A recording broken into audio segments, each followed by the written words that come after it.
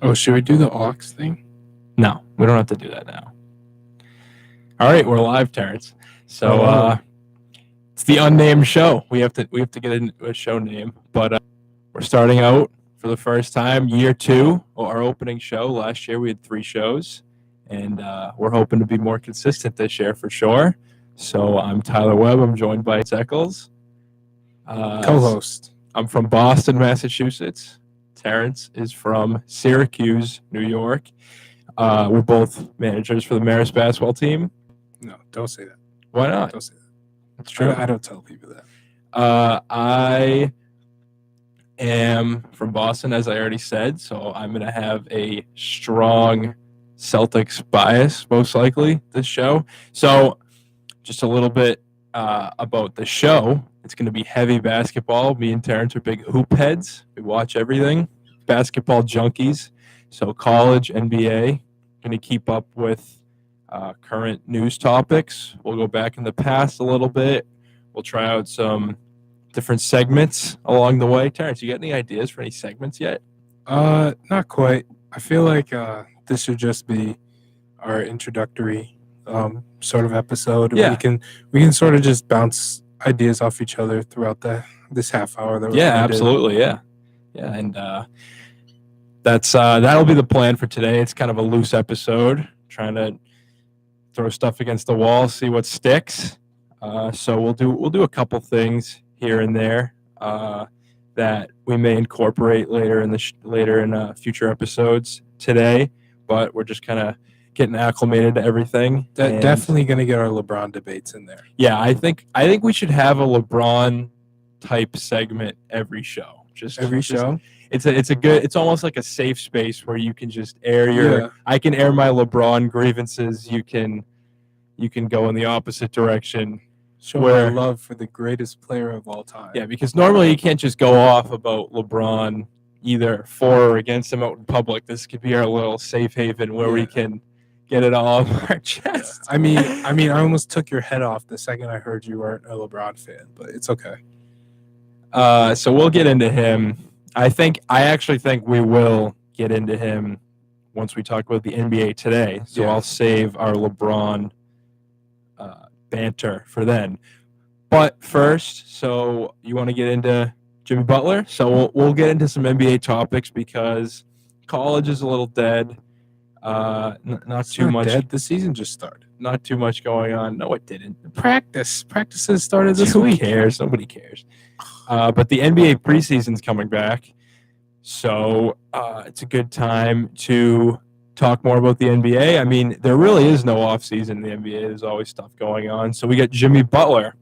Jimmy Butler has requested a trade, correct? From Minnesota, yes. And didn't their owner give them a deadline? Yeah, he wanted the trade to be done by Tuesday. Yeah. Obviously, that didn't happen. He wanted it to be done and over with by the time training camp got started and underway. And Jimmy Butler missed media day. He hasn't shown up to training camp yet. And they're basically just at a standstill right now. Half of the Timberwolves front office wants him out. Half of them wants him to stay. I mean, Tom Thibodeau, who is the Timberwolves head coach, he is also the president of basketball operations, which is very difficult because he has to make executive decisions as well as on-court decisions. So it's kind of hard for him to want to get rid of a guy he's coached for years since he came into the league, and he's had a lot of success with it, like a number 1 ranking in the Eastern Conference a couple times. They've been to the Eastern Conference Finals where they played the greatest player of all time and got dominated.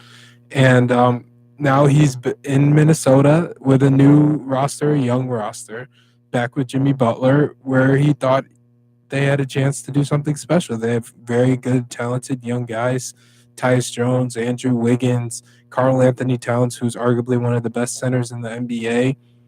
And unfortunately, things just didn't work out. They made the playoffs for the first time in forever last year, since I think the KG days, and it just didn't work out this year. And guys are just wondering, what is his motive? They're saying he has like a problem with Towns and Wiggins and their motivation and how they play and all that. So that I have a couple things that I want to touch on. That's what I wanted to ask you. What do you think? So, like, do you think it's a couple different things that made him request a trade? I think it's primarily it's going to be over a contract number. I don't think that. I don't know. I didn't the Timberwolves offer him a contract that was short of a max. Yeah. And he clearly wants a max. He's declined deserving of a this max. summer, yeah.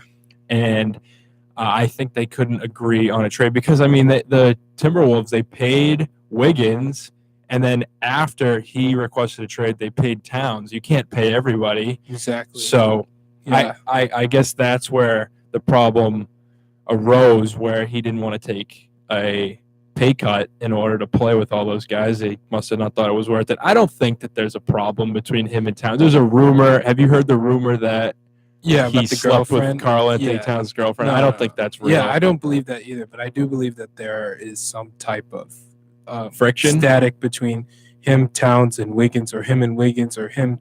There's some thing happening between their chemistry that is not working. And, Yeah.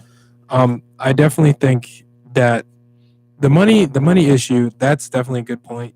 I feel like money is the most important thing at this point in your career, especially when you're on a team that is not a championship contender. Get your money. If you're gonna win games, you're gonna be a decent team. You might make the playoffs, but get your money. That's first and foremost. And Yeah. I understand that, and I agree with that.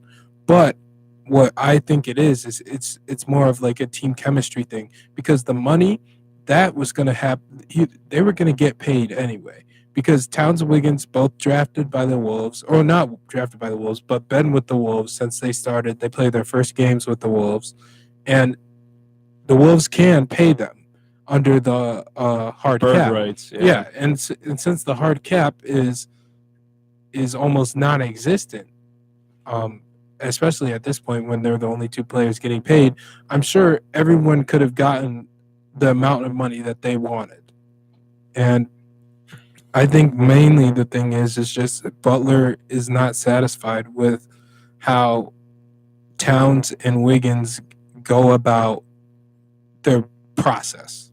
He doesn't like their work ethic. Well, not quite their work ethic, but maybe their approach to the game and how they process being an NBA player. Right. And I think Tom Thibodeau plays a role in this too. I mean, I like Tom Thibodeau. I think he's a good coach, but he does wear on guys. I think Jimmy Butler's the type of guy who went to Marquette. He played under Buzz Williams, Yeah. I believe, and he's very similar in that he will grind guys to their Before that, JUCO. to their bone. Yeah, Yeah, exactly. where he didn't have any offers. Yeah, and both coaches very similar styles, and I don't think Jimmy Butler has a huge problem with that type of style. But when you're not getting paid or offered to get paid what you want to get paid, and you have to play all these minutes that Tibbs asked you, I believe last year. So the Wolves starting lineup: Teague, Butler, Anthony Towns, Taj Gibson, Wiggins. That five played the most minutes in the NBA compared to any other five combination in the league by like hundreds of minutes. Tom Thibodeau does grind his teams down to where they almost break down once the playoffs start. I think that was a problem with the Bulls with him, but I don't know if that becomes more of an issue once Butler doesn't get the money that he wants. But nonetheless, I think Tibbs plays a role in this, and I mean you have to offer that guy a max over before you lock down a guy like Wiggins, who has proved to be a pretty inefficient player. What do you think of Andrew Wiggins as a player? Solid starter, has, for a guy with his athleticism to be as skilled as he is in terms of handling and scoring the ball, definitely a solid NBA player. Needs to improve on defense. Probably needs to put forth more effort, because when you're that young and that athletic and that you have that capability, there's no excuse for not wanting. I agree. Not wanting or being able to play defense. Yeah, I think he's a little bit of a limited player. They gave him a huge extension. I think it was last year or the year before. Yeah. Needs And then they improved his just gave shooting. Towns his extension. So, yeah, I mean, Jimmy Butler's he's a top 10 player in the league, probably, would you say? No. Jimmy Butler? No, I would not say Jimmy Butler's a top 10 player in the league. I think he's right around 8 to 12. 8 to 12. Okay. Yeah. I fair? can understand why you would say that. And, we can go further and debate this, but I'm not really going to we don't have time today, but when I have time, I will get on you about why Jimmy Butler is not a top 10 player in the NBA. Okay. But I mean, no discredit to him. He's a fantastic player. I would love to have him on my team. Actually, my team, the Philadelphia 76ers, are one of the teams that are supposedly interested in him. I would love to have him on my team. If I were a coach, I'd love to coach him. But I definitely don't think that he is a top 10 player. So let's get into some options that he has. So apparently on his list were the Clippers, the Nets, and the Lakers. The Knicks, I believe.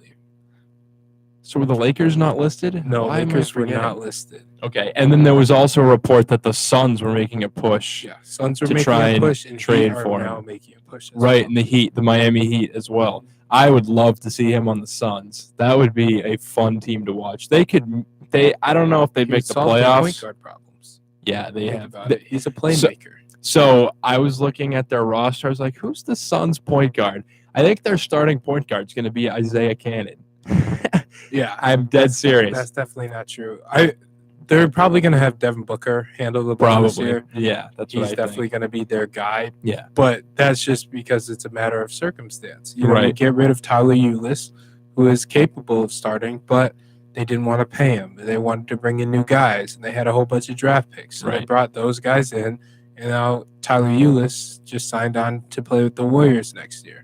And then the Knicks, the Nets. I could see the appeal with the Nets. I think they believe that they will have two max spots open this offseason. Yeah. So they could turn things around quickly Yeah. over there. I mean, I feel like Brooklyn's a destination with Jay-Z as an owner and playing at the Barclays.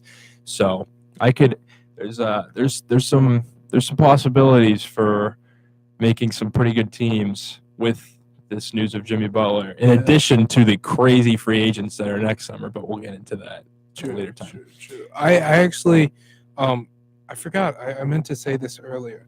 The reason why Jimmy Butler can't get the type of money that he wanted this offseason, the reason why he declined it is because next offseason he could be eligible for the Super Max. Right. That's why he turned it down this Right. summer. So I think that was mainly the reason, like not really like, oh, I'm not going to get paid. Oh, I'm going to get paid, but I can get paid.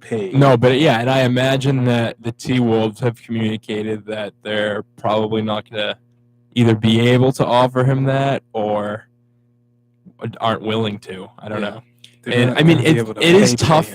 It's tough now to make for teams to make a trade for him because his salary is $18 million. Yeah, $18.7 million. So it's tough for teams to match salaries. Like a team like the Celtics, they either have guys on rookie deals or guys making max money. The only guy in the middle really is Marcus Smart. I mean, that's a team that Terry Rozier's on his rookie deal still. So it's tough for teams to match salaries this late in the offseason. So I don't know. It'll be interesting to see what happens. I could totally see him staying put. Maybe they deal him a month into the regular season or something like that. But should try to play. Like, when is he going to show up to training camp and all that? I don't know if you think he'd be willing to sit out games. I don't know. I don't know how disgruntled he is, but we'll see. He won't do that. So, like I said before, the preseason's tipping off tonight. My Celtics are in action. Gordon Hayward back on the court. Kyrie Irving with his mini afro back on the court. Really exciting, among other things. I forget who they're playing, but I'll tune in for a little bit. So, because the preseason is upon us, I want each of us to put our foot down, draw a line in the sand. give one hot take about the upcoming NBA season. It can be about anything: a trade, a result, a player's increase in play or improvement in play, whatever you got. So, All right. do you have something in You want mind? me to go first? Yeah, 'Cause go I ahead. have two things. Go I ahead. have two major things that I'd like to Go first ahead. of all establish and then elaborate on. And you really believe both of these things? I believe them wholeheartedly. I'd be willing to put up money. So my first, crazy hot take. I mean, I'm not really sure if it's a crazy hot take, but in my opinion, this is what's going to happen. You can fight me on it. I don't really care. Anyone who disagrees can, just take a hike. LeBron James and the Los Angeles Lakers will be the second best team in the Western Conference this year. And my reason being Hate it. what? You Hate hate it. it? Hate Okay. I knew you would hate it because you hate LeBron No. and you're just unreasonably biased, but it's okay.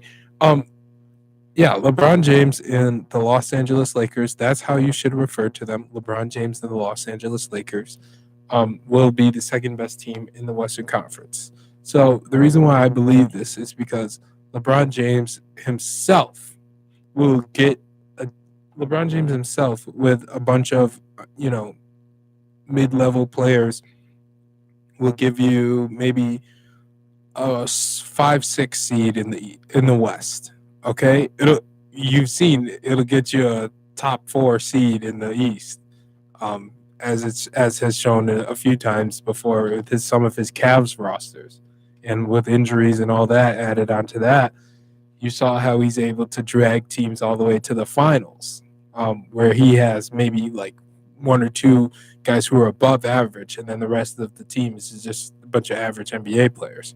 So, added that LeBron now has two, not one, but two other players on the team who can both handle the ball and distribute the ball. Not quite, I wouldn't say as well, because Rajon Rondo is definitely for sure one of the greatest passers the NBA has ever seen.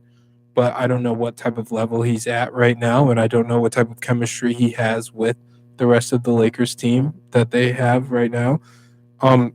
So we're definitely with Rajon Rondo and Lonzo Ball being on the roster, taking that pressure off LeBron James, making sure that he doesn't always have to handle the ball like he did in Cleveland, especially his last year with Kyrie not being there. So with that add in guys like Ingram and Kuzma, and guys, I'll even add in Lance Stevenson, guys on the wing who can score for you, go create a bucket for themselves, and play good defense. So let me counter with my main hot take. I think,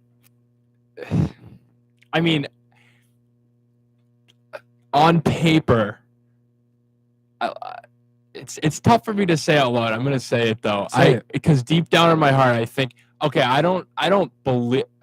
Odds are the Lakers are going to make the playoffs, but I think there is a real chance the Lakers could miss the playoffs. I think there's a real chance. Wow. So it all started with their offseason after they signed LeBron. So I understand that they are kind of planning for next year, and with all those free agents, they could have traded for Kawhi Leonard, most likely. Could have kind of emptied the barrel for him. But they didn't want to do that because they figure that they can wait a year. A mistake that they made with Paul George already. But they clearly think that either Kawhi Leonard or someone else is more of a sure thing to come and join LeBron in a year. And I don't understand the logic behind taking off a year, basically, with LeBron when you only have him for 3 or 4 years potentially. I mean, he will probably stay a little bit longer, but you can't waste a whole year of the end of LeBron's prime. And why I think they wasted it, they re-signed Kentavious Caldwell-Pope, who I think is a nice player. He's a fine player. He got a decent pay. I think he got the mid-level exception. But Yeah. Michael Beasley, Lance Stevenson, Rajon Rondo, JaVale McGee, I simply do not understand these signings. I don't understand any of them. They're all dogs. Rajon Rondo, of course, I did love. I don't get his role. Lonzo Ball and Rajon Rondo are very similar players at this stage in both their careers. Yeah, but look at where they are. You mentioned stage in their careers. Lonzo's in a stage where he's growing. He's 20 years old. Rondo's in a stage where he's sort of, coming to a close in his career. He's what, 32, 33? Right, but you have to surround LeBron with shooters, and signing a guy who's basically the same thing as what you already have in Lonzo Ball really doesn't make a lot of sense to me. And Lance Stevenson, I mean, he's an intangibles guy, an energy guy who's feuded with LeBron in the past. JaVale McGee, who's Protects the rim. Yeah, a rim protector, rebounder. I mean, they're decent role players, but other than signing LeBron, those are the four guys that you bring in. I understand that they're only 1-year deals and they're just filling up cap for this year so that next year they're off the books and they can go out and they can sign a guy to a max level deal.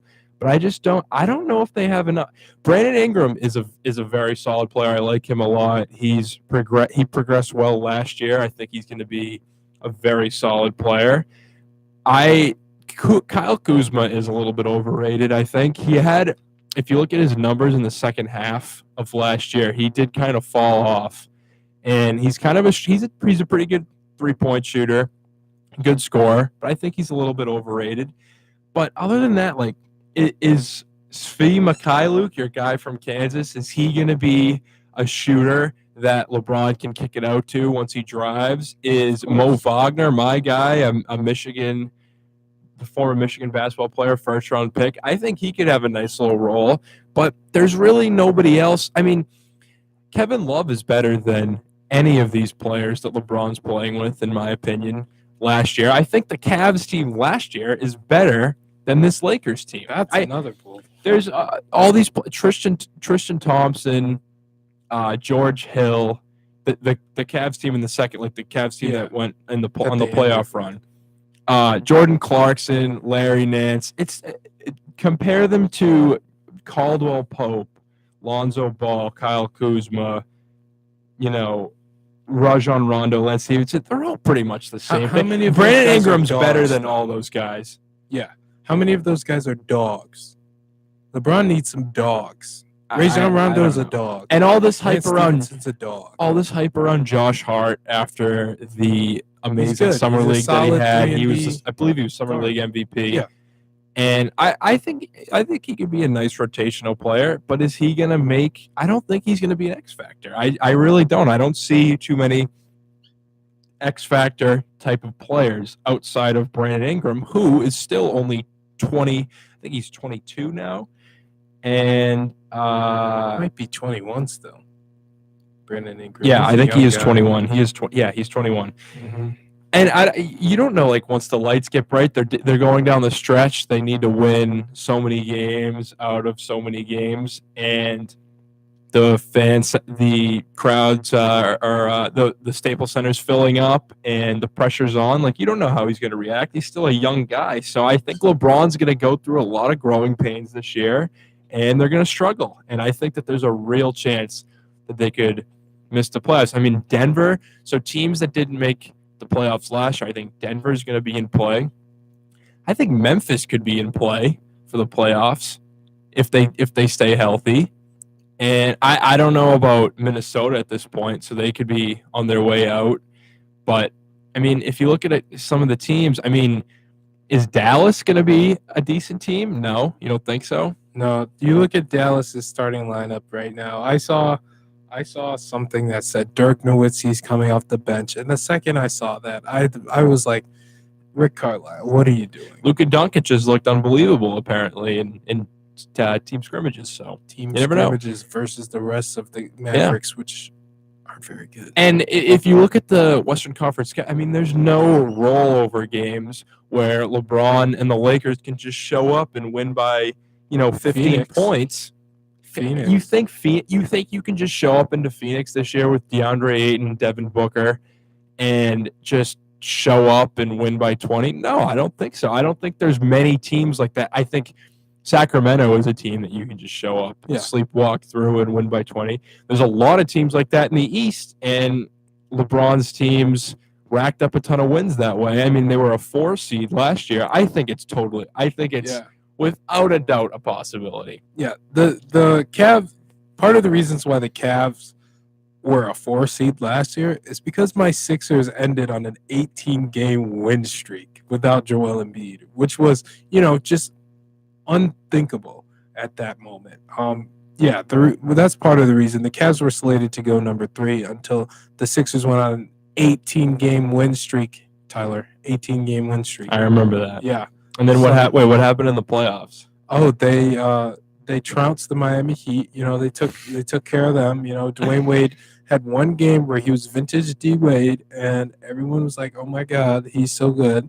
And then people started writing off the Sixers, and then Philly just had to let them know. Close them out 4-1.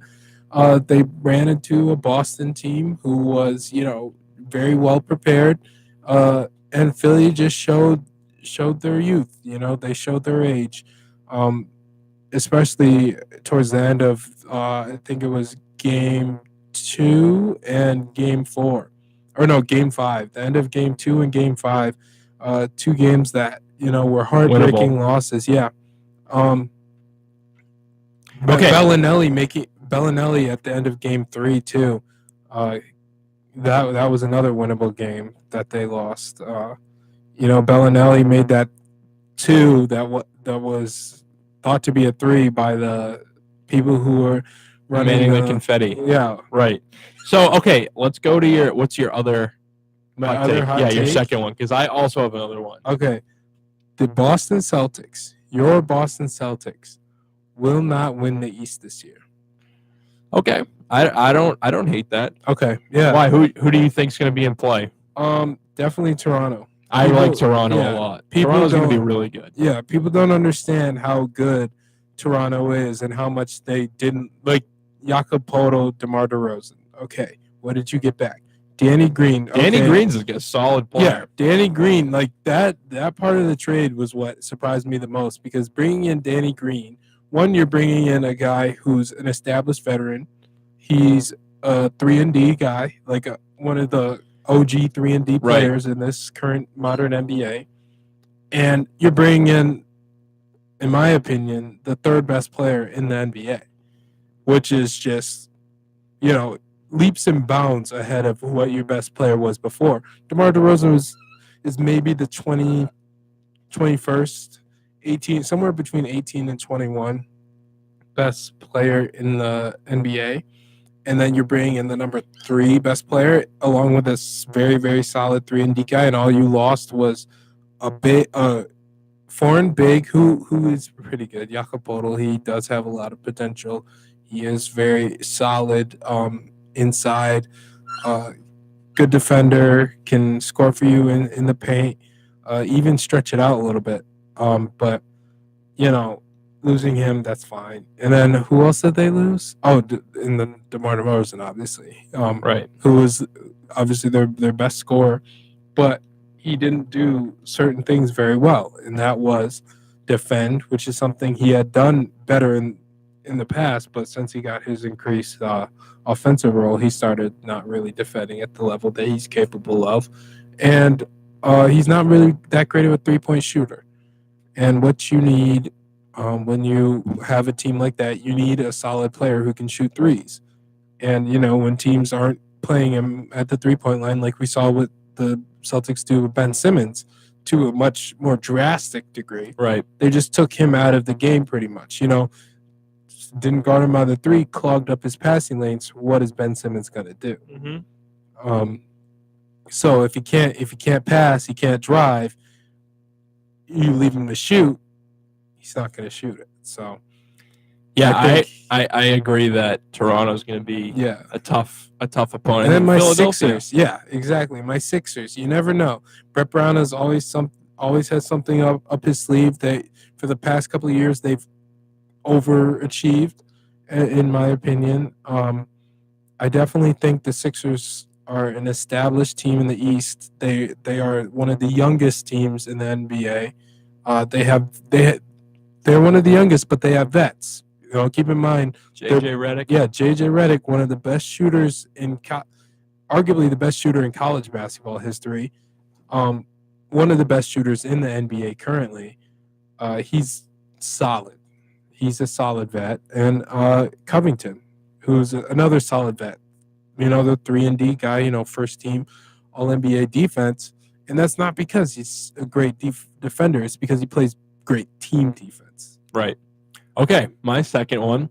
The Warriors are not going to win the NBA championship this year. That's bold. Yes. That's very bold. So, look, it's pretty simple. The Rockets were right there with them, took them to 7 games, and they are going to run that back pretty much with the same team, minus Trevor Ariza, who could be a big loss. Plus Carmelo Anthony. Right. Plus Carmelo Anthony, which I don't know how much of a plus that is. I don't know how much of a plus that really is. Right. Tell that to his ring. He got a Cuse.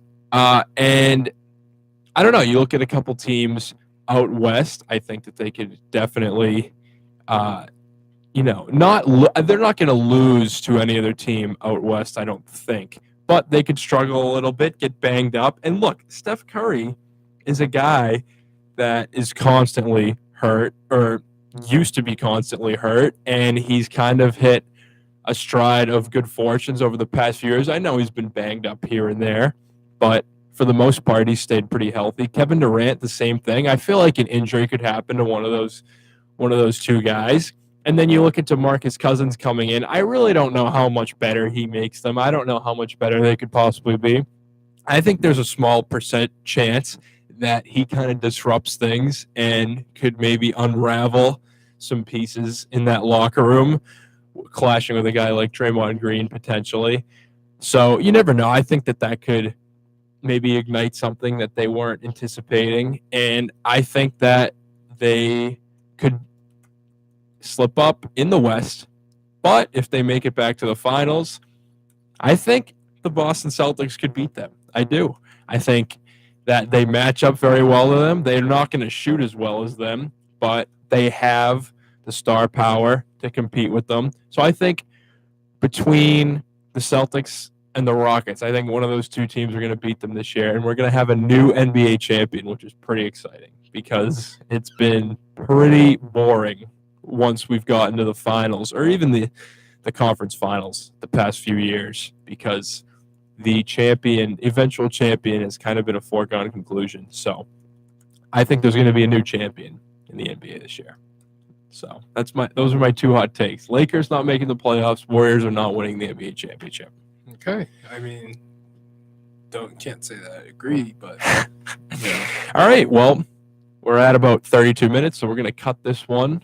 So we will work on some segment ideas. We will work on topics to discuss for next week. We're going to try to stay as consistent with this as possible. We have a better time slot than last year, so I think that we will be a lot better in getting content posted.